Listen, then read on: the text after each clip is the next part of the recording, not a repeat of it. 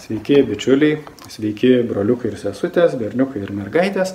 Ir kągi aš noriu dabar jums priminti, priminti, kadangi artėja jau tos ale kalėdinės visokios ten šventės ir taip toliau, noriu priminti, kad jokių būdų nemeluotumėt savo vaikams apie kalėdų senį šaltį ir nesakytumėt, kad kalėdų senį šaltis ten neša visokias dovanas, o tiesiog ir patys sakykit, kad jūs padovanosit jiems tas dovanas ir močiutėm visokiam neleiskit meluoti savo vaikam, irgi pasakykit, kad čia močiutė padovanoja, kad tai yra jūsų kaip tėvų kažkokia tai meilė vaikam ir dėl to jūs jiems viską ten dovanojat ir panašiai, o ne kažkoks tai mistinis tam kalėdų senelis ar panašiai.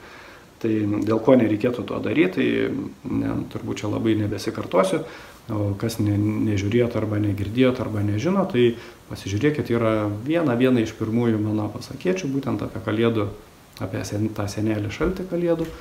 Tai labai nesunku surasti, yra YouTube kanalas, pasižiūrit seniausius video ir ten gal bus 2 ar 3 apie kalėdų tą senelį šaltį. Tai ten viskas išaiškinta, turbūt yra viskas detaliau.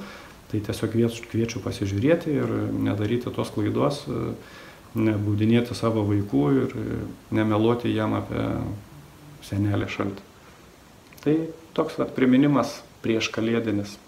Dėkui, kad žiūrėjot. Jeigu turit kažkokių minčių to klausimų, jeigu dar ir aną pasižiūrėsit vidosiukai ir jums kiltų dar kažkokių klausimų, tai ar komentarą, tai lauksiu, kad parašytumėt, atsakysiu kiek galima. Tai iki kito karto.